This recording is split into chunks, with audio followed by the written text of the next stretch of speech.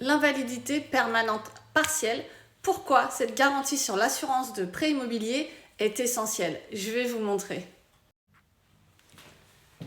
Alors, je vais mettre plein de couleurs, on va essayer de dégayer un peu ce sujet qui est l'invalidité.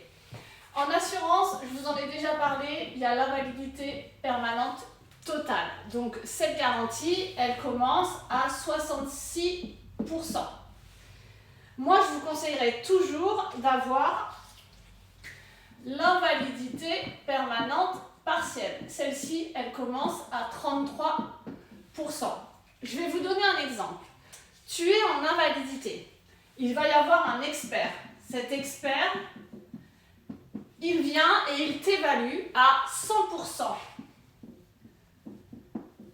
Professionnellement invalide, donc de façon professionnelle, tu ne peux plus du tout exercer ton activité. Et il va te mettre 50% en fonctionnel parce que tu as des choses que tu peux faire de ta vie quotidienne.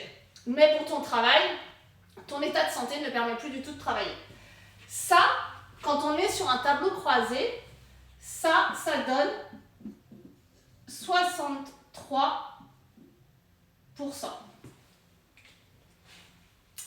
Je vous montre ce que ça donne sur un tableau croisé, que vous compreniez bien. On va essayer de faire un tableau. Hop, ici je te mets le fonctionnel. Bon, allez, je vais faire l'effort d'écrire en entier. Et ici, je te mets le professionnel. D'accord? Toc. Et toc. Ah bon, hein, vous ne ferez pas attention. Ce taux fonctionnel, on a dit qu'il était à 50%.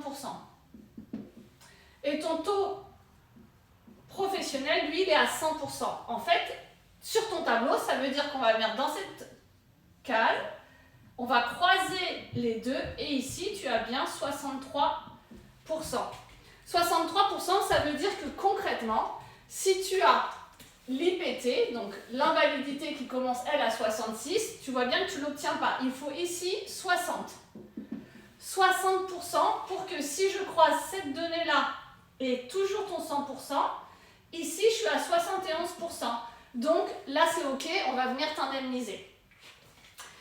Et l'avantage, pour ceux d'entre vous qui comprennent vraiment et qui demandent à avoir l'invalidité permanente partielle, c'est vraiment essentiel sur vos contrats, ça veut dire que dans cette situation, moi, je viens t'indemniser puisque tu es au-delà de 33%.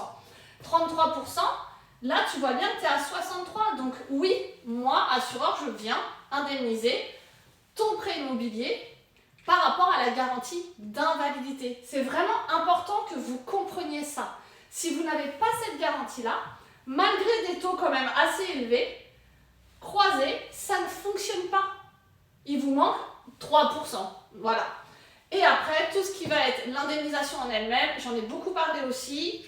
Il y a plusieurs formules sur l'invalidité permanente partielle.